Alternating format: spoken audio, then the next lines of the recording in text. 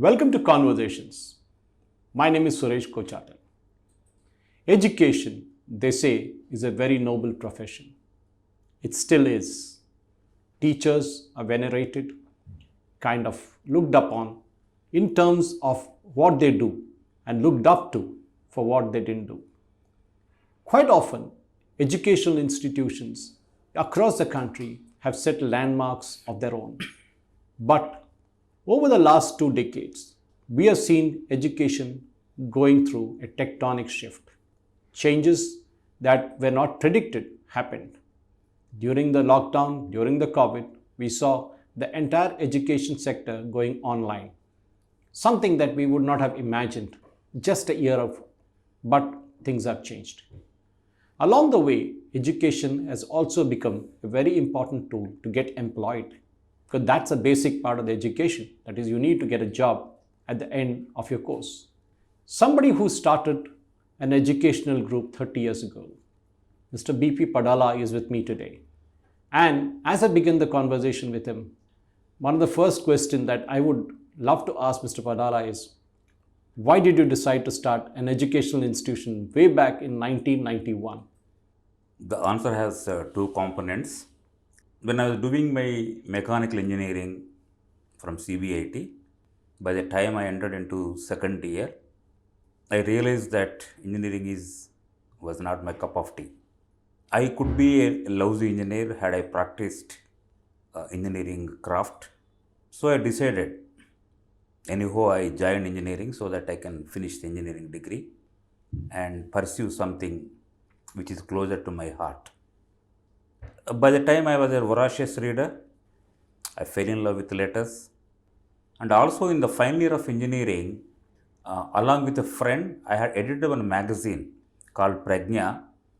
That is a vernacular magazine in Telugu, equivalent to Competition Success Review, meant for civil service aspirants. So I thoroughly enjoyed that stint with editing and publishing the magazine, and I found my calling. Before, if I can go to a bit back, I always wanted to be an entrepreneur. Though I got a good rank, and those days computer science and electronics were picking up. Though I can get a seat in those branches, I had chosen mechanical engineering precisely for the reason that at the time I didn't know entrepreneurship also includes in other areas, other technical areas, and as well as service sector. I thought setting up in a manufacturing unit was everything to become an entrepreneur. So once I decided that I may not be entering into mechanical engineering domain, then when I was publishing that magazine, I thought somewhere I will enjoy, which is where if I select a profession which is closer to my passion, then I could excel.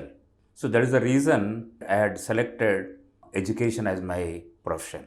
So that is the reason immediately after my completing graduation, very next year I had started the first college, Pratibha Junior College. So then, Pratibha, then you went on to become the Roots Collegium and to have a clutch of institutions ranging from just plain vanilla intermediate courses to finishing colleges to media, hotel management and everything. But Mr. Padala, the startup at conversation, as you mentioned, that is the main problem, isn't it? That there are square pegs and round holes. I know many of my friends, kids who have gone on to do engineering and in some cases even medicine, who come back and they have started a multimedia studio. One guy started a bakery. And when you ask them, they said, oh, we didn't fit into that. Do you think there is that lacuna within our system where we as parents, if we can talk to unrealized aspirations as we call it, if I couldn't get into IIT, I want my kids to get into IIT.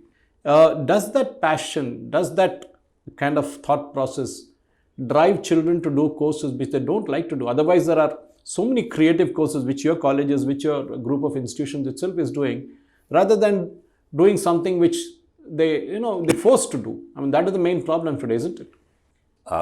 Before I plunge into that, let me answer that I had chosen engineering on my own.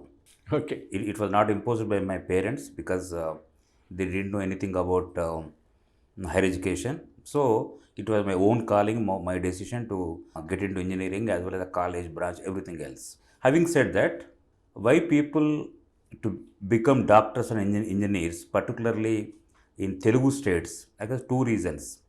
The first one is status quo mentality, because they had seen people excel themselves previously in both the domains of medicine as well as engineering. People studied engineering, got good jobs, people went abroad, they settled well. So naturally they wanted to follow the well beaten path.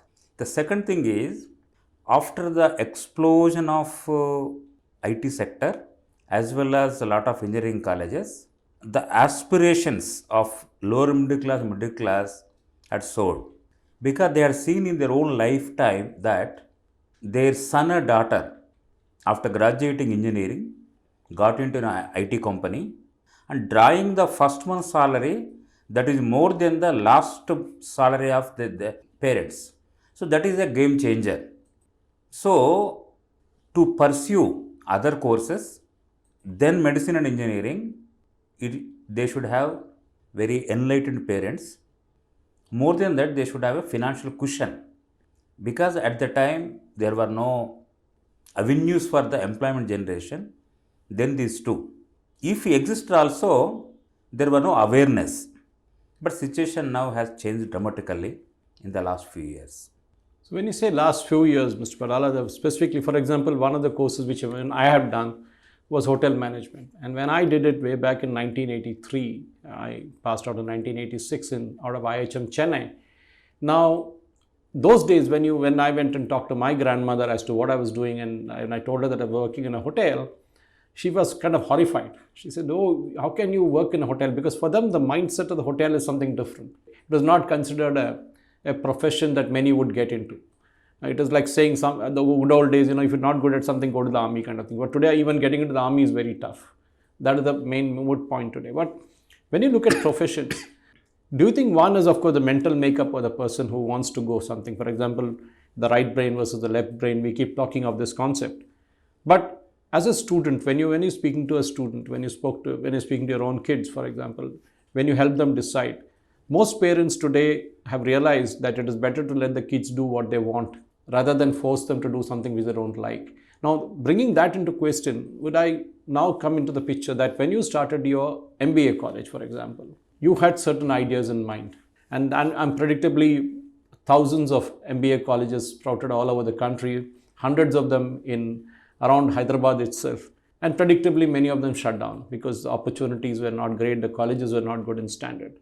So what are the lessons that you learned from that particular episode of starting a management college and realizing that maybe it doesn't work? It's better to do a BBA course rather than get into an MBA course. When I had started MBA college, it was with a completely different pedagogy, where they had to study 4 hours a day in the morning.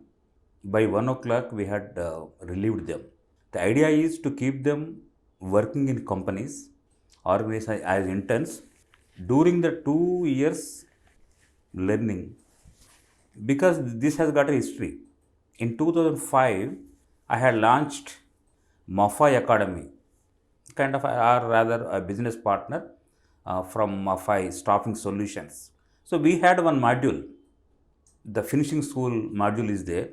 So students from engineering college and MBA college in the final year, they used to come to me. So we were supposed to train them in employability skills and leave them. Okay, those are a little bit need finishing. We could do them a good job. Those are in the borderline also, we could push them. But majority of them needs more time to train them. So at the time I thought, why can't we start a MBA college with these things with emphasis, where the employability skills could be imparted throughout the 4 semesters, as well as they can go to the company and learn, so that placement would be 100%. But later what happened is, AICTE, we all know that keep changing their norms, and suddenly they decided that we had to acquire own land and building in the city center. So when that was came into from the ACT, so we couldn't continue MBA, and then naturally we had shifted gears and started BBA college. So we had taken affiliation from Usman University. In fact, we were the first college to have affiliate from Usman University with BBA. So, Mr. Pradal, that's the right point you said. When I've been a guest lecturer for what now, 17 years to various MBA colleges where I go and teach, and quite often I find that 90% of the students don't have the aptitude of getting into a business related job or a career. Today, they say the irony is that you can find a software engineer today, but you can't get a plumber or a carpenter or an electrician for that matter. Yes. In our country, is there a lopsided priorities? Because when I talk to the hotel management, something very similar happens there also. Because the lower end in hotel management, you don't get candidates. Those who have done the craft courses are the ones who are being now providing the employment. That's a field where you get 100% placement for sure. Now, when you look at that aspect, as a country, do we look down upon certain professions and say, oh, my kid should be a software engineer, he cannot be an electrician, he cannot go to an ITI, he should go only to an IIT. Why is that that kind of mindset still prevalent in India? We know that the social structure of India, the kind of peer pressure demands certain, or it puts certain status on certain professions. I will answer the first question of why we are not getting electricians, plumbers or fitters anymore. Previously, there was a 3-tier system: ITI, Polytechnic and engineering colleges. It is a pyramid system. Majority of them would have joined ITI, where they were trained in various industries like some taken electrical work, some taken fitter, some taken plumbing, all utility related thing. The second tier was Polytechnic. It's a 3 years diploma program. After intermediate, they would have joined and they had filled the mid-level engineering force. The very elite used to join in engineering college because there were a few colleges very difficult to penetrate into engineering colleges. So this system worked well, where we have horses for courses. But in the last 2 decades, what happened is the entire pyramid was inverted. It was completely upside down. So most people are joining in engineering, less and less in Polytechnic and very few in the ITI.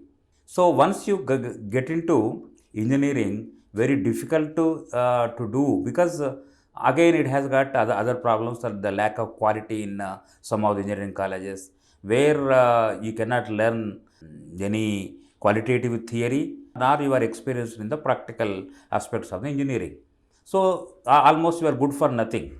So those who got into passed out from engineering colleges, they cannot do kind of plumbing jobs, kind of fitting job, kind of electrical jobs. They look down upon these professions. The second thing is, naturally there are the taboo is there, particularly you mentioned well about the hotel management. So usually people out of ignorance, out of non-informative area, they usually think that a chef is a cook. Yes. So when you tell your parents, when you tell that I want to become a chef, they are not in a position to understand the concept that chef is an art, chef is a science. They got its own professional value and dignity. Because of again our social taboos, we put on the particular profession. So that is the reason. But happily, I can tell you, Suresh, that things are changing. In our hotel management college, almost 30% came from the urban area, whose parents are well affluent, I can say, and they allowed their wards to study whatever their passion dictates. So I am happy that it might change in next decade or so that like in Western countries, so whatever profession you take, each one carries the same dignity of labor, same social status. So, Ms. Padala, when you look at now, let's get into drill the specifics down. We have the school education in India, which is kind of still good, not great, but good. We have various boards, from the state boards to the CBSE, IGCSE, IB, and everything, all the courses that are available for different kind of students who want to pursue different things. But the problem comes not there. The problem comes once you pass out from 10th, then you have certain schools which are 11th and 12th, and then you have intermediate at the state level. Now, quite often they say this 11th and 12th is an issue, and also the plain graduate courses are a problem, because I remember at one time, if you didn't get admission in anything, you used to go for BA. That was a kind. I'm not decrying that; it's a very good. Actually, I wanted to do BA, but I ended up doing BSc. But my point is very simple. When you're talking of a profession, when you're talking of educating people, do you think our education system is still outdated? Which is why a lot of students, after completing their graduation in India, they go abroad to study. Yes. Is it because our higher educational institutions are not good enough, or our base, which is the school and the college education especially, needs a lot of changing? What is your take on that, sir? Oh yes, Suresh, definitely agree with you on that. Basically, our higher education system runs on examination mode pattern. You by heart something, you omit in the examination, get a degree and get lost. Neither it is a knowledge oriented, nor it is an experience oriented. So what is happening is, most of the students at the degree level don't pursue knowledge per se, nor they were trained at the highest level to be suitable for the employment. So most of the courses we offer are generic courses. So you go through some subjects throughout your higher education, you learn something in the classroom, you go to the exam hall, you write whatever you learnt, or simply you by heart even without understanding also, then you get a degree and go out. But in the outer market, the outside world operates on a different platform. They test your skill set, both domain as well as other aspects. How much you understand the subject you came from, either BA, BCom, BSc, BBA, whatever it is, or engineering perhaps, and how much knowledge you can gather to find a solution to the problems you face in the workplace. That is not happening. We don't teach them problem solving in the colleges. So, if you take it Western countries, they are very clear. If you are passionate about some subject, they dwell into it. They passionately learn about it, archaeology or history or music or science, whatever it is. They keep close to their heart and they go on. That is the reason they produce so many Nobel laureates every year, and we couldn't, despite we are having largest engineering or scientific force. In fact, I think our MPhil and PhDs are a joke. If you ask me, I'm sorry again, people who have seriously done research, I respect them for it. But that's a problem, Mr. Wadala, because you rightly described, we don't allow our students, our children, for example, abroad, as you rightly know, since you traveled such a lot, if you have a majoring in engineering, you can still do a minor in music. Now, these two have absolutely no connection, but exactly, there is a connection somewhere. Yes. But in India, if you're seen doing music, or even if you're a sports person, you're looked down upon. Yes. Till recently, at least the sports people are looked down. Now that it's become, PV Sindhu and Kidambi Srikanth and, this Chopras and all that, winning the medals at Olympics and all that, you're seeing certain things happening. But when you set up your finishing schools, when you set up your media institute, you're actually breaking away from the trend. Yes. Design school, for example, either you get into NID in Ahmedabad, yes, or maybe do something in JNTU. Yes. But design was not considered a profession as such. But did you face, or what was your thought process, and did you face objections from people when you set up these kind of institutions? The basic objective in launching these courses were that the boutique should be large for the students to pick from. If you don't like engineering, if you don't like medicine, you don't like economics, if you don't like commerce, still you should have vast variety of courses where you can pursue. Just because you are not good at the conventional subjects, you should not be denied a career. Look at interior designing course. Almost every house, every flat, even from middle class, they employ, maybe ranging from few lakhs to few crores in interior designing. When people move up on the social ladder and financial ladder, definitely they wanted to have their mark in the place where live. So they need huge number of interior designers to cater to those needs. We know the explosion of housing sector in India. Likewise, fashion designing. Clothes always makes a statement of what kind of person you are. And it is going through a kind of a metamorphosis throughout India, the way we dress, the way we display our personality through the kind of clothes we wear. Gone are the days where we used to go to our personal tailor and give the measurements and get stitched. That's true. Almost more than 90% ready-made clothing is there. So for that, they need lot of fashion designers. They're coming with good ideas. So like that in film and entertainment also, we know the entertainment is the biggest in the world, Indian entertainment industry. So they need not only actors and actresses, those are glamorous people on the screen. For every one hero, heroine, we need almost 20 to 30 technicians working behind it. So there is shortage of people. Shortage of people in areas like animation, areas like graphic design, areas like VFX, or those who can wield camera. So the idea behind them is we have to offer them wide variety of courses near to their passion and also with great employability potential. That's true. You might be surprised to tell you that we have a student in animation is completely dumb in other areas, mathematics or language skills or whatever it is, but the moment he sits in front of the desktop, just amazing the way he works with his core subjects. That means now the education sector is being more democratized.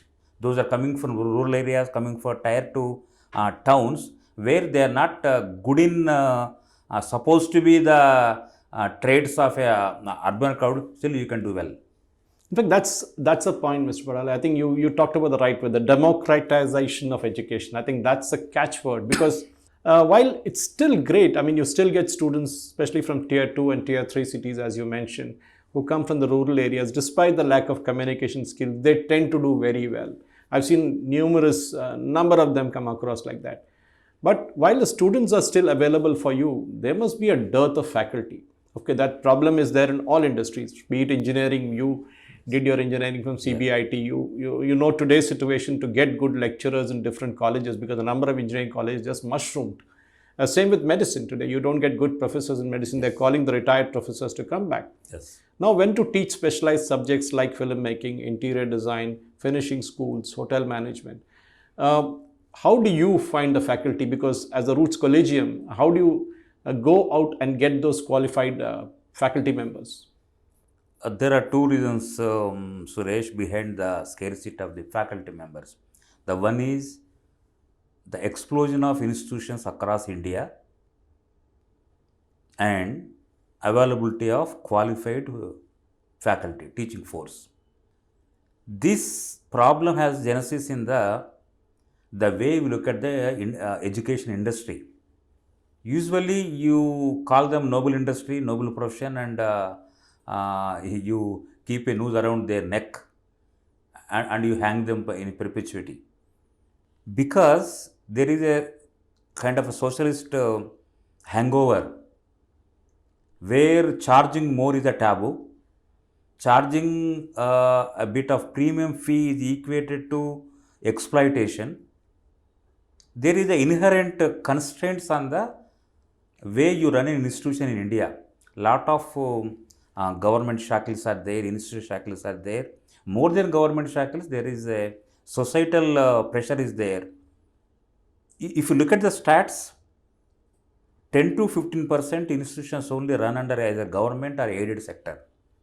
85% of the population is being served by the private institutions. Out of that, very few institutions have got the financial backing of some endowment or whatever the trust. Remaining are individually driven institutions. So what will happen if you don't get enough